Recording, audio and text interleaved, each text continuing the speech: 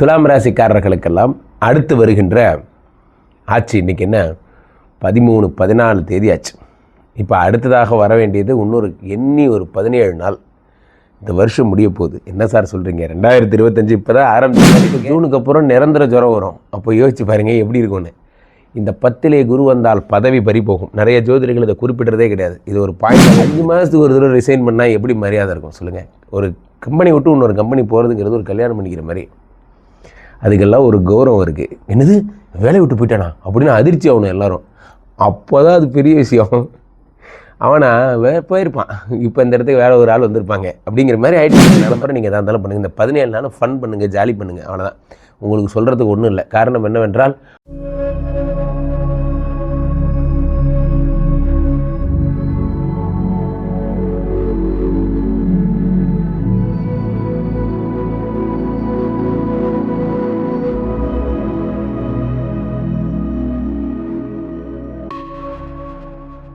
உலகெங்கிலும் இருக்கும் ஆன்மீக பரிகார நேயர்கள் அனைவருக்கும் வணக்கம். நான் உங்கள் ராம்ஜி. துலாம் ராசிக்காரர்களுக்கெல்லாம் அடுத்து வருகின்ற ஆட்சி இன்றைக்கி என்ன 13-14 தேதி ஆச்சு. இப்போ அடுத்ததாக வர வேண்டியது இன்னொரு 17 நாள். இந்த வருஷம் முடிய போகுது. என்ன சார் சொல்கிறீங்க? 2025 இப்போ தான் ஆரம்பித்த மாதிரி இருக்கே, அதுக்குள்ளே 2025 முடிய போகுதா? உண்மையில் நண்பர்களே, இந்த வருடம் ஃபுல்லாக நம்ம ரொம்ப யோசிக்கிறவன் எதுவுமே செய்ய மாட்டாமாங்க. உண்மையை சொல்லப்போனால் என் அனுபவத்தில் நான் சொல்கிறேன். பண்ணணும்னு நினைக்கிறவன் டக்குன்னு முடிச்சிடுவான். ரொம்ப நேரம் பேசிகிட்டே இருக்கிறவன் பண்ணவே மாட்டான். 2025 இப்படி தான் ஆச்சு. ராகு வராரு, சனி வராரு, குரு வராரு. இப்போ நம்ம என்ன பண்ண போகிறோன்னா டே கொஞ்சம் நேரம் சும்மா இருக்குடா ப்ளீஸ்ரா அப்படிங்கிற மாதிரி என்ன ஆயிடுச்சுன்னா, உண்மை என்னென்னா 2025 ஃபுல்லாக பிளான்லேயே போயிடுச்சு. நம்ம இப்போ ஏரோப்ளேன் வாங்க போகிறோம், நம்ம ஏரோப்ளேன் வாங்குகிற கனவெல்லாம் இருக்கட்டும்ப்பா, முதல்ல அன்றாட பழப்ப வழி பார்ப்போம்ப்பா. இப்போ தான் ஓரளவுக்கு கொஞ்சம் தெளிஞ்ச ஞானம் வந்து இந்த அக்டோபர் நவம்பருக்கு அப்புறம் இனிமேல் நம்ம இந்த ஒரே பார்வை, நெஞ்சம் உண்டு நேர்மை உண்டு ஓடு ராஜா, அந்த மாதிரி தான் போயிட்டே இருக்கணும். நண்பர்களே, ஒரு விஷயம் புரிந்து கொள்ளுங்கள். இந்த அடுத்த 17 நாளில் ஒன்றும் ஆயிர போகிறதில்ல. இருந்தாலும் இந்த புத்தாண்டு முடியறதுக்குள்ளே ஒரு தை மாதம் 15 வரைக்குமாவது, ஏன்னா ஜனவரி ஒரு 10 தேதிக்கு அப்புறம் தான் கிரகங்கள் எல்லாம் பெயர்ந்து தனுசுக்கு போகுது. நிறைய கிரகங்கள் பெயர்ந்து மகரத்துக்கு போகுது. ஃபார் எக்ஸாம்பிள் 14ஆம் தேதியெலாம் பார்த்திங்கன்னா, ஜனவரி பொங்கலுக்கு முன்னாடி புதன்லாம் மகரத்துக்கு போய்டுறாரு. அப்புறமா 15-16 தேதியிலேயே செவ்வாய் பகவான் உச்சம் பெறுறாரு. நிறைய நல்ல விஷயம்லாம் நடக்க போகுது. அப்போது இந்த துலாம் ராசிக்காரர்களுக்கு அடுத்து வருகின்ற 17 நாள் எப்படி இருக்கும் என்றால், 17 நாளில் நல்லபடிக்கு பேசிகிட்டு இருக்கிற இந்த நாளைக்கு காலையிலலாம் குரு பகவான் 10 விட்டு போயிடுவார். 10 விட்டு போய் எங்கே போயிடுவார்? 9க்கு போயிடுவார். பாக்கியஸ்தானத்துக்கு போயிடுவார். 9ஆம் இடத்திலே குரு பகவான் செல்லும் பொழுது பாக்கியாதிபதி வீட்டுக்கு போயிடுறார். 9ஆம் இடத்திற்கே குரு பகவான் செல்லும் பொழுது பழைய மாதிரி ஓடி போனவனுக்கும் 9ஆம் வீட்டில் குருன்னா அந்த மாதிரி ஆகிடும். ஸோ அப்பாடா சாமி, 10ஆம் இடத்துல வந்து நிறைய பேர் வேலையை பிடுங்கி விட்டு போயிட்டேன். கொஞ்சம் ட்ரீம் பண்ணுங்கள் நண்பர்களே. கொஞ்ச நாள் ஜுரம் வந்ததுக்கே நீங்கள் படாப்படுத்திட்டீங்க. ஒரு 1.5 மாதம் ஜுரம் வந்து ஜுரம்னா என்னன்னு உங்களுக்கு காட்டிட்டு போச்சு. அடுத்த ஜூனுக்கு அப்புறம் நிரந்தர ஜுரம் வரும். அப்போ யோசிச்சு பாருங்கள் எப்படி இருக்கும்னு. இந்த 10லே குரு வந்தால் பதவி பறி போகும். நிறைய ஜோதிடர்கள் இதை குறிப்பிட்றதே கிடையாது. இது ஒரு பாயிண்ட்டாகவே எடுத்துக்கிறது இல்லை. சில விஷயங்கள் சட்டம் தன் கடமையை செய்யும், அதில் மாற்று கருத்தே கிடையாது. துலாம் ராசிக்காரர்கள் நிறைய பேர் நெஞ்சு வருந்தி சொன்ன விஷயம் என்னென்னா, நவம்பர் ஃபுல்லாக அக்டோபர் எண்டுலேருந்து இப்போ வரைக்கும் வேலையில் நிரந்தரம் இல்லை. வேலையில் நல்லா போய்ட்டு இருந்த கம்பெனியில் திடீர்னு சந்தேகப்பட ஆரம்பிச்சிட்டாங்க.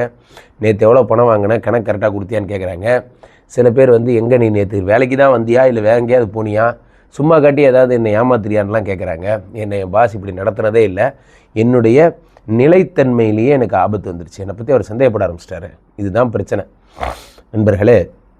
உலகத்தில் கம்பெனியில் நிம்மதி இல்லை அப்படின்னா வேலை செய்கிறதுக்கு மேலே இன்ட்ரெஸ்ட்டு போயிடும்.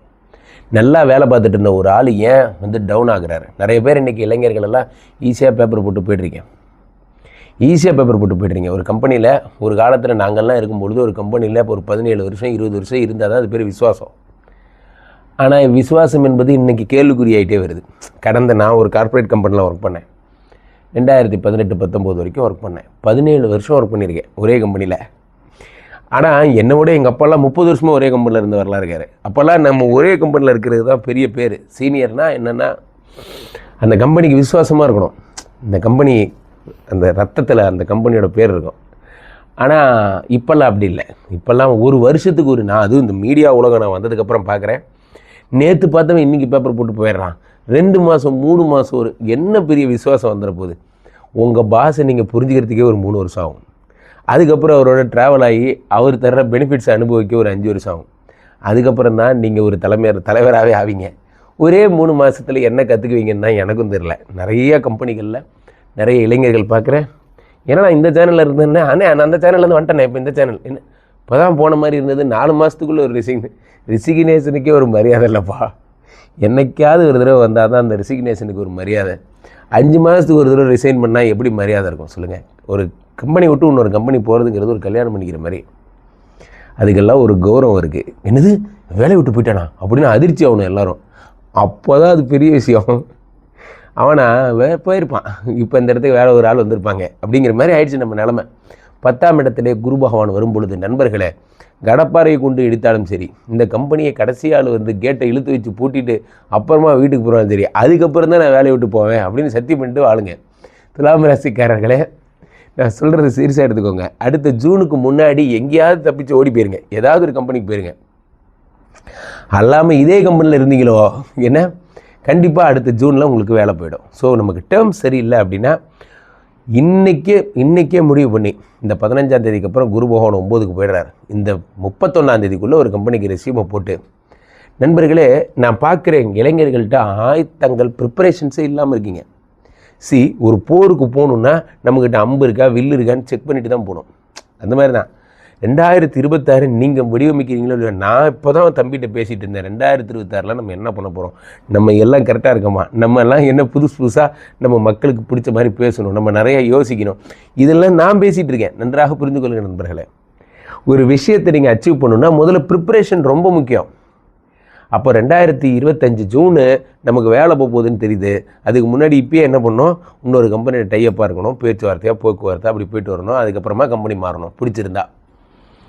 ஸோ இதெல்லாம் இப்போயே ஆரம்பிங்க. ஒரு விஷயம், அடுத்த 17 நாளில் நீங்கள் பண்ண வேண்டியது என்னென்னா, 2026 2ஆம் இடத்தில் இருந்த தனஸ்தானாதிபதி செவ்வாய் பகவானும் சூரியனும் புதனும் சுக்கிரனும் 3ஆம் இடத்திற்கு செல்லுகிறார்கள். இந்த 17 நாளில் பெரிய பணவரவு பெருசாக எதுவும் வராது. பெரிய அக்ரிமெண்ட்ஸ் எதுவும் சைன் பண்ணாதீங்க. ஒரு கிரகம் கூட நல்லா இல்லை. எல்லாருமே 3ஆம் இடத்துல மறைஞ்சிருக்காங்க. ஜனவரிக்கு அப்புறம் தான் உங்களுக்கு இந்த எல்லாருமே 4ஆம் இடமாகப்பட்ட சனியுடைய வீட்டுக்கு மகரத்துக்கு போகிறாங்க. அது வரைக்கும் நீங்கள் பெருசாக ஜனவரி வரைக்கும் இன்ட்ரெஸ்ட் எதுவும் காட்டாதீங்க. நீங்கள் எதில் இன்ட்ரெஸ்ட் காட்டினாலும் அது வேஸ்ட்டு. ஜனவரிக்கு அப்புறம் நீங்கள் எதாக இருந்தாலும் பண்ணுங்கள். இந்த 17 நாளும் ஃபன் பண்ணுங்கள், ஜாலி பண்ணுங்கள், அவ்வளோதான். உங்களுக்கு சொல்கிறதுக்கு ஒன்றும் இல்லை. காரணம் என்னவென்றால் உங்களுக்கு எந்த கிரகமும் சரியில்லை. இப்பயே சொல்கிறேன், 2026 பேப்பர் தான் போட போகிறீங்கன்னு முடிவு பண்ணிட்டீங்கன்னா அது இதை விட பெட்டர்மெண்ட் கம்பெனியாக இருக்கணும், இதை விட பெட்டர் பொசிஷனாக இருக்கணும், இதை விட பெட்டர் சேலரியாக இருக்கணும்.